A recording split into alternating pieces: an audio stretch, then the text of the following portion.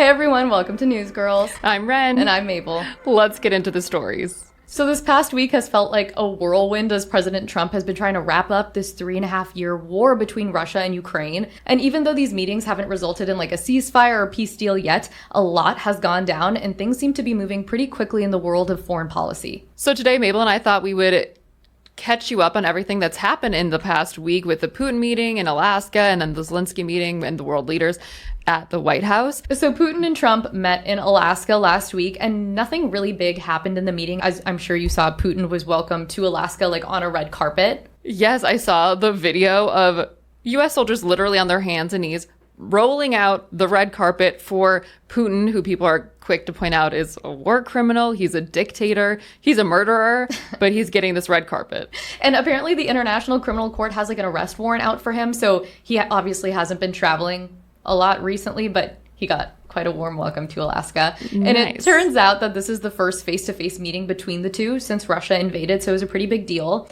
And Trump kept the expectations kind of low for everyone. But he said, quote, "I won't be happy if I walk away without some form of a ceasefire." Oops, well, that was a fail. That's weird because Monday at his meeting with Zelensky and the world leaders, he was saying maybe a ceasefire isn't necessary. We could just like jump to a peace plan. And the world leaders were like, what are you talking about? You're supposed to have good faith negotiations while the killing is continuing.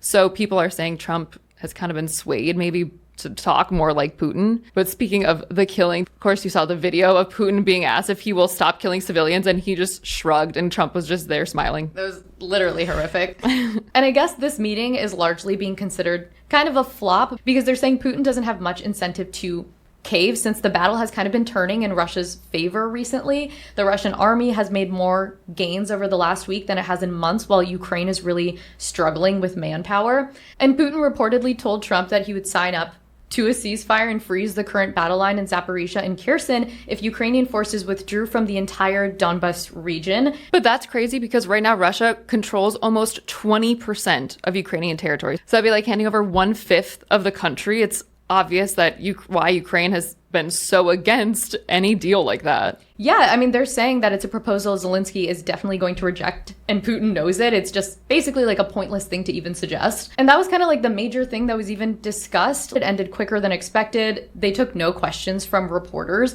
Putin actually suggested that the two leaders next meet in Moscow. And I guess the last time, wait, Ren, this is so crazy, a US president visited Russia was Obama in 2013 for the G20, which is also the last time Trump was there for a Miss Universe pageant. And he actually posted this. Do you think Putin will be going to the Miss Universe pageant in November in Moscow? If so, will he become my new best friend?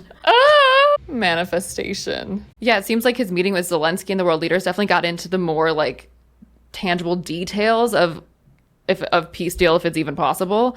So first, Trump met with Zelensky in the Oval Office just one-on-one, and then later had a multilateral with all of the world leaders. There were 7 there. Even just all of them showing up was a remarkable show of unity because these are people on very different sides of the ideological spectrum. There was a weird mood going into this meeting because just hours beforehand, Russia killed at least 14 people in Ukraine. There are 3 big components that everyone was looking for movement on. One was security guarantees, actually having troops in Ukraine from NATO countries or from the US to help guarantee there's peace with Russia. Trump indicated it would be Article 5 style. So Article 5 is like the NATO collective defense. If one's attacked, they're all attacked. So they all come to each other's aid. But then the next day, Trump ruled out sending US troops. So that would mean other NATO countries would have to be the ones responsible for that. Ukraine offered to buy $100 billion of American weapons financed by Europe for security guarantees.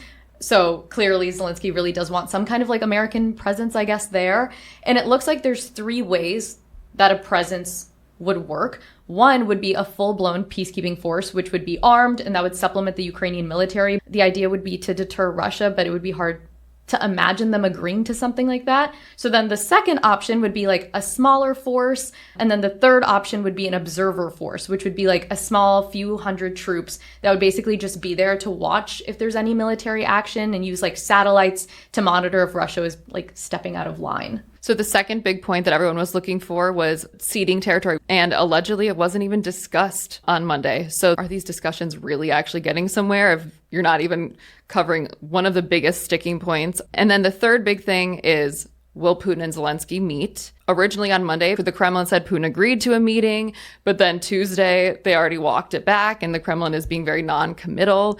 Zelensky said he's open to having a bilateral first and then a trilateral with Trump joining after, and he doesn't want to put any conditions on it because then he's afraid if he starts having stipulations, then Putin's going to have all these stipulations and it's never going to happen. But there are no details on it yet. Trump says it's like very early stages, but that it is set up. So now we just like wait and see what happens. So now that we got all the like catch up strategy, what might happen with Ukraine and Russia out of the way, a lot of weird stuff kind of went down at these meetings. Yes, I think we need to start with the suitcase. Yeah, this is actually insane. So, like, reports have shown that Putin's bodyguards were holding, like, a mysterious briefcase during the summit, and people think they know what it is because a report published by 2 investigative journalists, like, a couple years ago found that Putin's Federal Protection Service are responsible for collecting his bodily waste on foreign trips, packaging it in a suitcase, and then bringing it back to Russia. That is so disgusting. And why? Literally why? Because he's scared that like foreign like nationals or people might get a hold of his like feces basically and find out like health details and information about him, and he's just so like he's like paranoid. Yeah, he's paranoid because obviously you remember there's all these like rumors about Putin's health and what's wrong with him, and so he seems to be very airtight. There's like rumors that he flies around with like a porta potty, and so it's called the poop suitcase, and it was spotted on this trip. No. It is so crazy that is happening, yet Zelensky wearing a suit or not gets top billing. Every media organization was like, will he wear a suit? Will he not wear a suit? He was photographed before in another meeting with like Trump's advisors wearing just a black t-shirt. So for a while we were like, oh no, it's going to happen again. Not a repeat of last time he was in the Oval Office. But then he rolled up to the White House and he was wearing an all black suit. I guess it's a suit he's worn. He wore it to Pope Francis's funeral. It's all black, black tie, black shirt, black jacket. And Trump complimented him and said, oh, you look so great. And did you see the exchange between Zelensky and Marjorie Taylor Greene's boyfriend, journalist? No. I guess he's a journalist. He was, I guess, the one really heckling Zelensky last time, like, why aren't you wearing a suit? And so this time he's like trying to like kiss ass, and he's like, Zelensky, you look so good in that suit. And Zelensky like had the best clapback. He was like, you know what? I think you're wearing the same suit that you were last time.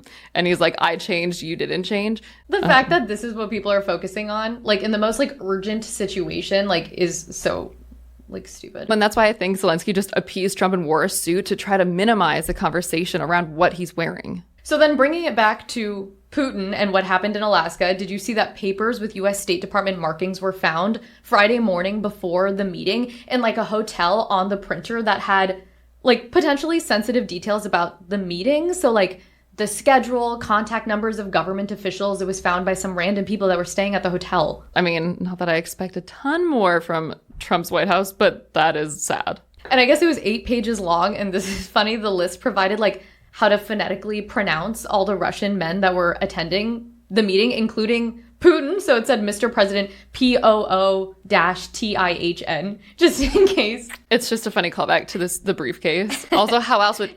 Oh, right.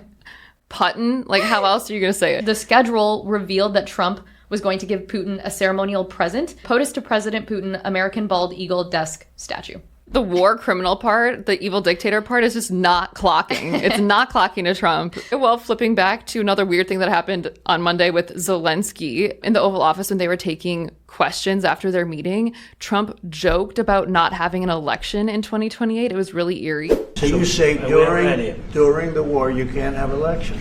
So let me just say 3.5 years from now.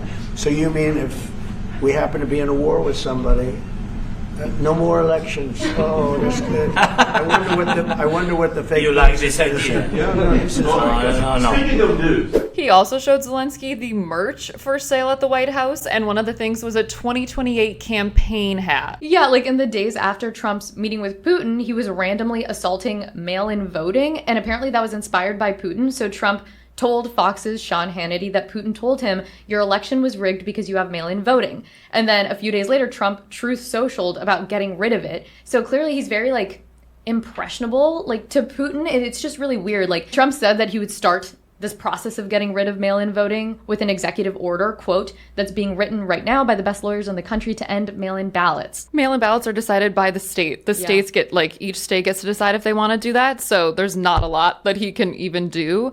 But it is alarming how influenceable he seems to be by Putin. He even left Monday's meeting early to go call Putin, and it lasted 40 minutes. And he just filled Putin in on everything that the world leaders and he were talking about. He said that there's a warmth between him and Putin that's really nice. He was actually caught on a hot mic saying that Putin wants to make a deal for him.